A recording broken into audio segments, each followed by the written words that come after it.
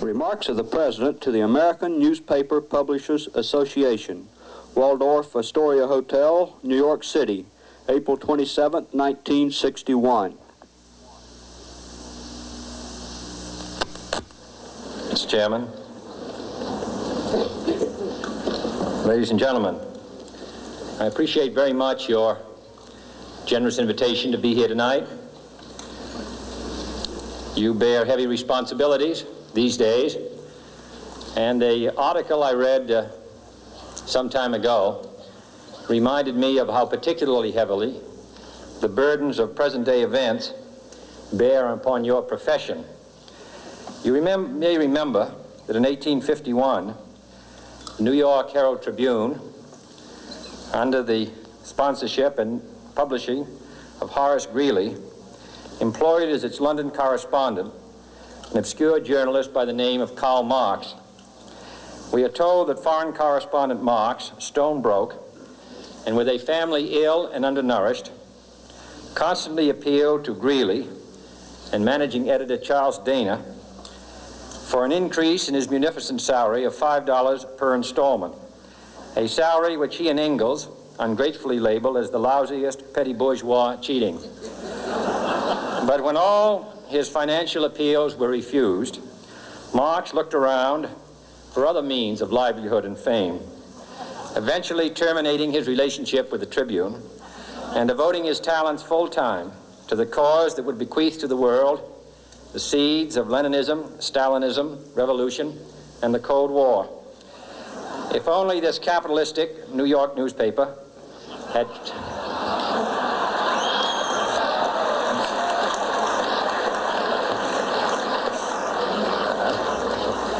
treated him more kindly, if only Marx had remained a foreign correspondent, history might have been different. And I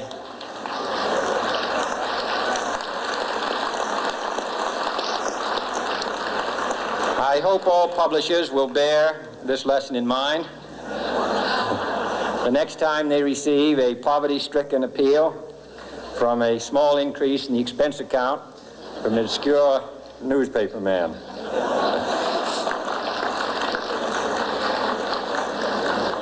I have selected as the title of my remarks tonight, "The President and the Press." Some may suggest that this would be more naturally worded, "The President versus the Press," but those are not my sentiments tonight. It is true, however, that when a well-known diplomat from another country demanded recently that our State Department repudiate certain newspaper attacks on his colleagues, it was unnecessary for us to reply that this administration was not responsible for the press, for the press had already made it clear that it was not responsible for this administration.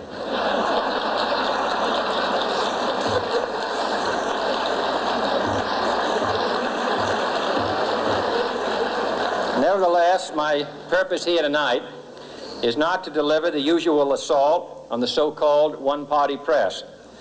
On the contrary, in recent months, I have rarely heard any complaints about political bias in the press, except from a few Republicans. Nor is it my purpose tonight to discuss or defend the televising of presidential press conferences. I think it is highly beneficial to have some 20 million Americans regularly sit in on these conferences to observe, if I may say so, the incisive, the intelligent, and the courteous qualities displayed by your Washington correspondents. Nor, finally, are these remarks intended to examine the proper degree of privacy which the press should allow to any president and his family. If, in the last few months, your White House reporters and photographers have been attending church services with regularity, that has surely done them no harm.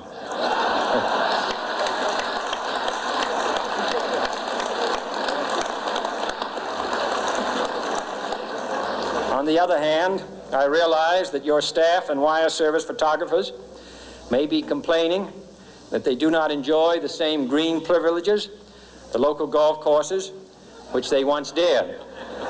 It is true that my predecessor did not object, as I do, to pictures of one's golfing skill in action, but neither, on the other hand, did he ever be a Secret Service man. My topic tonight is a more sober one, of concern to publishers as well as editors. I want to talk about our common responsibilities in the face of a common danger. The events of recent weeks may have helped to illuminate that challenge for some, but the dimensions of its threat have loomed large on the horizon for many years.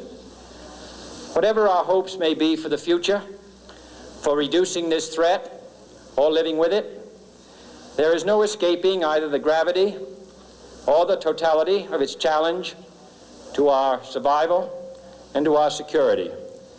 A challenge that confronts us in unaccustomed ways in every sphere of human activity. This deadly challenge imposes upon our society two requirements of direct concern, both to the press and to the President. Two requirements that may seem almost contradictory in tone, but which must be reconciled and fulfilled if we are to meet this national peril. I refer first to the need for far greater public information, and second, to the need for far greater official secrecy. The very word secrecy is repugnant in a free and open society, and we are, as a people, inherently and historically opposed to secret societies, to secret oaths, and to secret proceedings. We decided long ago that the dangers of excessive and unwarranted concealment of pertinent facts far outweighed the dangers which are cited to justify it.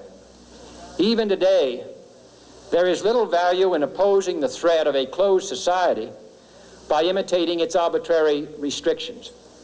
Even today, there is little value in ensuring the survival of our nation if our traditions do not survive with it.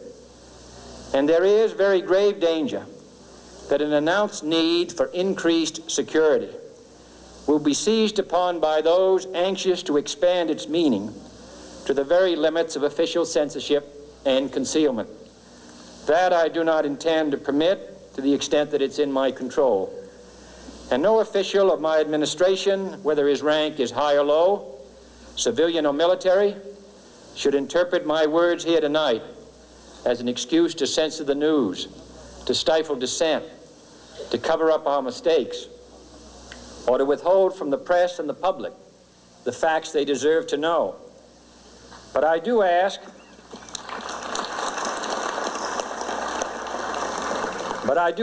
every publisher, every editor, and every newsman in the nation to re-examine his own standards and to recognize the nature of our country's peril.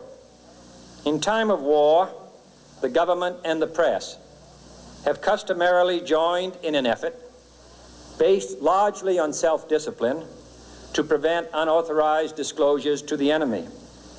In times of clear and present danger, the courts have held that even the privileged rights of the First Amendment must yield to the public's need for national security. Today, no war has been declared, and however fierce the struggle may be, it may never be declared in the traditional fashion. Our way of life is under attack. Those who make themselves our enemy are advancing around the globe. The survival of our friends is in danger, and yet no war has been declared. No borders have been crossed by marching troops. No missiles have been fired. If the press is awaiting a declaration of war before it imposes the self-discipline of combat conditions, then I can only say that no war ever posed a greater threat to our security. If you are awaiting a finding of clear and present danger, then I can only say that the danger has never been more clear, and its presence has never been more imminent. It requires a change in outlook, a change in tactics, a change in missions by the government, by the people, by every businessman or labor leader, and by every newspaper. For we are opposed around the world by a monolithic and ruthless conspiracy that relies primarily on covert means for expanding its sphere of influence, on infiltration instead of invasion, on subversion instead of elections, on intimidation instead of free choice, on guerrillas by night instead of armies by day. It is a system which has conscripted vast human and material resources into the building of a tightly knit, highly efficient machine that combines military, diplomatic, intelligence, economic, scientific, and political operations. Its preparations are concealed, not published. Its mistakes are buried, not headlined. Its dissenters are silenced, not praised. No expenditure is questioned, no rumor is printed, no secret is revealed. It conducts the Cold War, in short, with a wartime discipline no democracy would ever hope or wish to match. Nevertheless, every democracy recognizes the necessary restraints of national security. And the question remains whether those restraints need to be more strictly observed if we are to oppose this kind of attack as well as outright invasion. For the facts of the matter are that this nation's foes have openly boasted of acquiring through our newspapers information they would otherwise hire agents to acquire through theft, bribery, or espionage. That details of this nation's covert preparations to counter the enemy's covert operations have been available to every newspaper reader, friend and foe alike.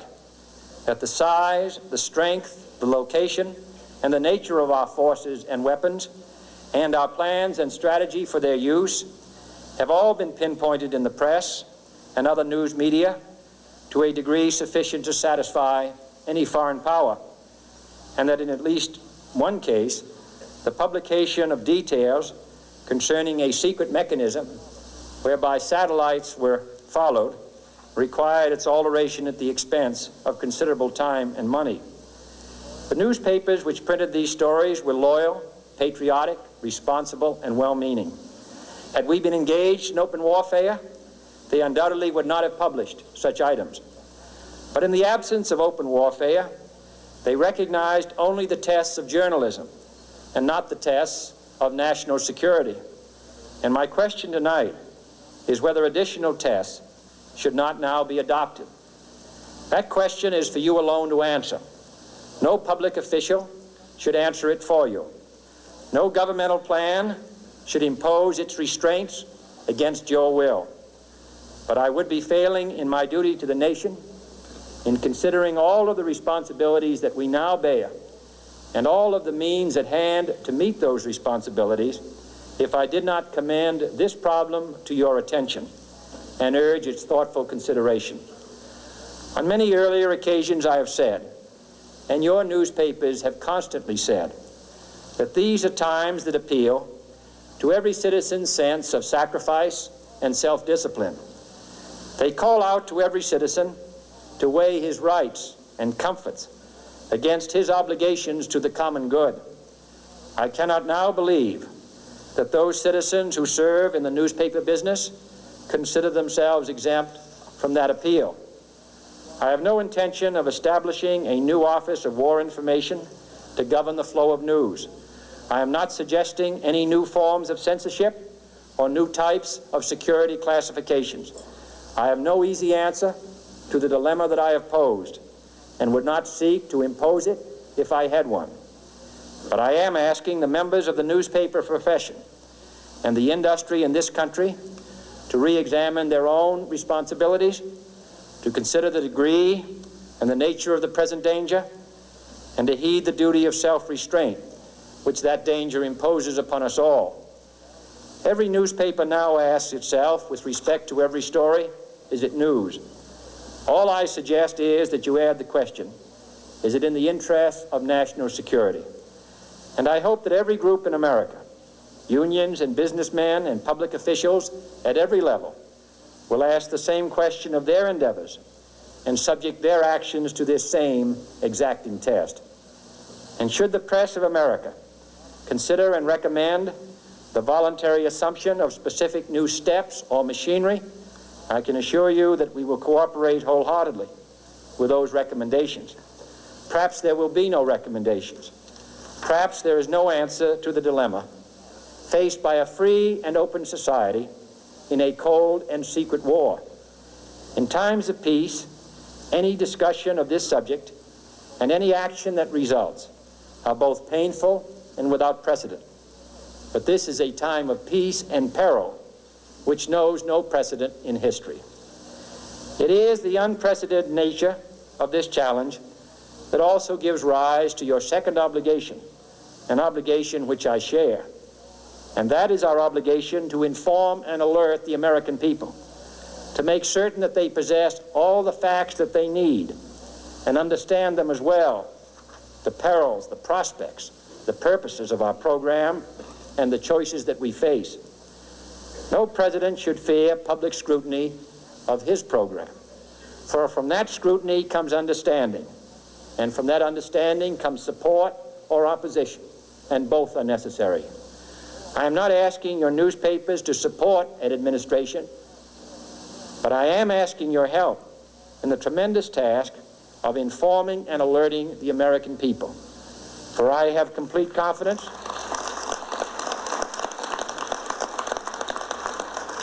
in the response and dedication of our citizens whenever they are fully informed.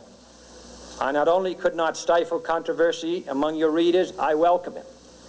This administration intends to be candid about its errors. For as a wise man once said, an error doesn't become a mistake until you refuse to correct it. We intend to accept full responsibility for our errors, and we expect you to point them out when we miss them. Without debate, without criticism, no administration and no country can succeed, and no republic can survive. That is why the Athenian lawmaker Solon decreed it a crime for any citizen to shrink from controversy.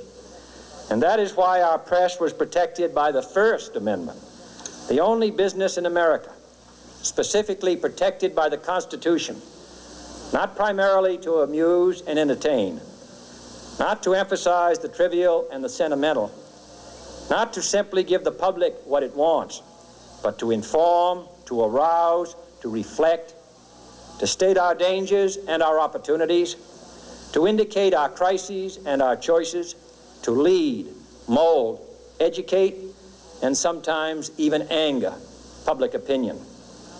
This means greater coverage and analysis of international news, for it is no longer far away and foreign, but close at hand and local.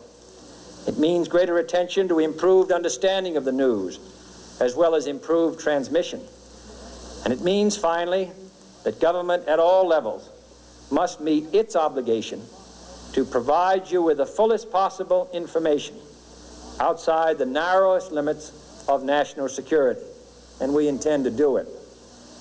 It was early in the 17th century that Francis Bacon remarked on three recent inventions already transforming the world: the compass, gunpowder, and the printing press. Now the links between the nations, first forged by the compass, have made us all citizens of the world, the hopes and threats of one becoming the hopes and threats of us all. In that one world's effort to live together, the evolution of gunpowder to its ultimate limit has warned mankind of the terrible consequences of failure. And so it is to the printing press, to the recorder of man's deeds, the keeper of his conscience, the courier of his news, that we look for strength and assistance, confident that with your help, man will be what he was born to be, free and independent.